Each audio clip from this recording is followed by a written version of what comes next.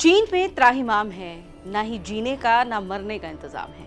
नमस्कार, मैं हूं आपके साथ रीमा। आप देख रहे हैं आज तक डिजिटल। चीन में कोरोना से तबाही का मंजर पूरी दुनिया को परेशान कर रहा है, डरा रहा है। कैसे लगभग एक साल से ज्यादा शांत पड़ा वायरस इतना विकराल हो गया कि फिर से दुनिया में मौत का तांडव हो सकता है।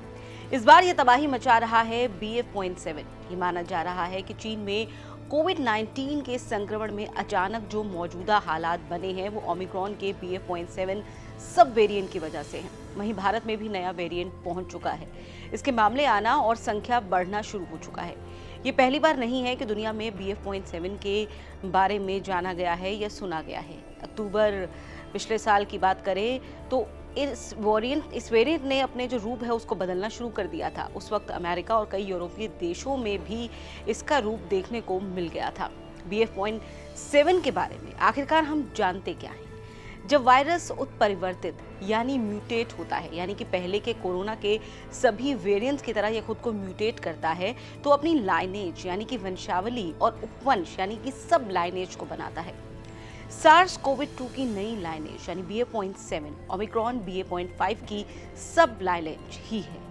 हाल ही में Cell Host and Microbe journal में प्रकाशित एक अध्ययन में ये पता चला कि BA.7 सब वेरिएंट में मूल D614G वेरिएंट की तुलना में लगभग 4.5 गुना ज्यादा न्यूट्रलाइजेशन रेजिस्टेंस है। इसका मतलब है लैब सेटिंग में टीकाकृत या संक्रमित से एंटीबॉडी जो है वो पता करने में बहुत वक्त लग सकता है। 2020 में दुनिया भर में फैले मूल वुहान वायरस की तुलना में व्यक्ति के BF.7 को नष्ट करने की संभावना बहुत कम थी।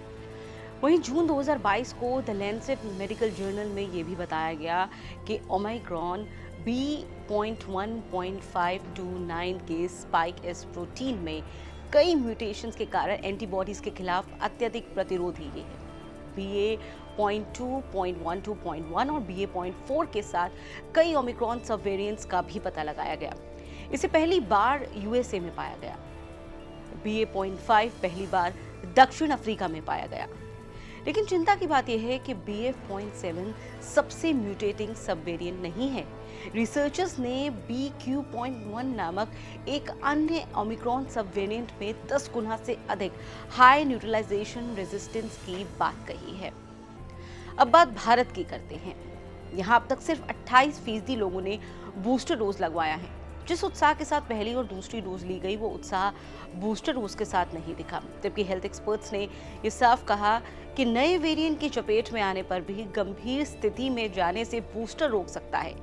एक रिपोर्ट के मुताबिक 98% भारतीयों में एंटीबॉडी डेवलप हो चुका है, इसलिए नए वेरिएंट का खतरा उतना मारक नहीं है।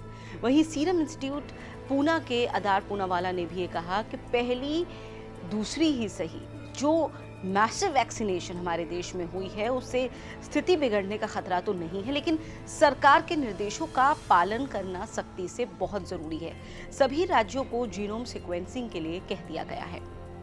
इस पर काम लगातार हो रहा है। इसके लक्षणों की बात करें तो लगातार म्यूटेशन के कारण इस वायरस के लक्षणों में भी बदलाव आते रहते हैं। इस बार भी लक्षण ज्यादातर वही हैं, जैसे गले में खराश, खांसी, बुखार, सिरदर्द, कमजोरी, कई मामलों में बहुत ज्यादा कमजोरी या डायरिया। वहीं अमेरिकी हेल्थ स्टडी ऐप जो के मुताबिक गंध की कमी और सांस लेने में तकलीफ होना कोविड-19 में सबसे कॉमन लक्षण है। एनोस्मिया कोविड-19 का एक मुख्य संकेत हुआ करता था, लेकिन जिन लोगों को कोविड अब हो रहा है उनमें से सिर्फ 16% लोग ही हैं जिनमें ये लक्षण हैं, यानी कि जो लक्षण हैं वो लगातार बदल रहे हैं। अब अगर जो बेसिक लक्षण, बेसिक सिम्टम्स हैं वो दिखते हैं तो क्या किया जाए? नेशनल हेल्थ सर्विस का कहना है कई लोग 5 दिन के बाद भी दूसरों में संक्रमण नहीं फैलाते, लेकिन कुछ 10 दिन के बाद भी फैला सकते हैं। इसलिए शुरुआती लक्षण दिखने पर खुद को 5 दिन तक आइसोलेट करना बहुत जरूरी है। बुजुर्गों और बच्चों को बेहद एहतियात रखने की जरूरत है। थोड़े भी सिम्टम्स वाले व्यक्ति को इनसे 10 दिन तक दूर रहना चाहिए। लेकिन बीजिंग में जो इस वायरस से महायुद्ध लड़ रहा है। वहां के एक प्रमुख अस्पताल के चिकित्सा विशेषज्ञ ली टोंगजिंग ने ग्लोबल टाइम्स को ये बताया है कि इस वेरिएंट में इम्यून सिस्टम से बच निकलने का, यानी कि इम्यून एस्केप जिसे कहा जाता है, वो बहुत ज्यादा है। जब ये वायरस हमला करता है तो शरीर का डिफेंस मैकेनिज्म कमजोर पड़ सकता है। साथ ही इसका इंक्यूबेशन पीरियड बहुत कम है, इसलिए संक्रमण दर बहुत ज्यादा है, क्योंकि बहुत कम वक्त में बहुत ज्यादा लोग इससे इन्फेक्टेड हो सकते हैं। टोंगजिंग ने यह भी बताया है कि डेल्टा वेरिएंट में जहां आर फैक्टर यानी कि रिप्रोडक्शन नंबर लगभग 5 से 6 होता है, जबकि ओमिक्रॉन BA.7 में आर फैक्टर 10 से अधिक है, 18 तक है। आर फैक्टर यानी कि एक संक्रमित व्यक्ति, एक इन्फेक्टेड आदमी कितने लोगों को इन्फेक्टेड कर सकता है, जो जाहिर तौर पर चिंता को बढ़ाने वाला है। इसी को देखते हुए दुनिया के जाने माने स्वास्थ्य विशेषज्ञों को यह डर है कि आने वाले कुछ महीनों में चीन की 60% से ज्यादा और दुनिया भर की 10% से ज्यादा आबादी इस वेरिएंट से संक्रमित हो सकती है। कोरोना के साथ लड़ने का सबसे बड़ा तरीका है कि हर वक्त इस लड़ाई के लिए खुद को तैयार रखा जाए। कोविड प्रोटोकॉल, मास्क के साथ अपनी इम्यूनिटी को बढ़ाने के सुरक्षित तरीके और स्वस्थ जीवन के प्रति सचेत होना ही अब इस वक्त प्राथमिकता होनी चाहिए। आप सुरक्षित रहिए, स्वस्थ रहिए, मस्त रहिए। ये वीडियो आपको कैसा लगा कमेंट बॉक्स में जरूर बताएं। ऐसी और वीडियोस देखने के लिए आप सब्सक्राइब कीजिए आज तक।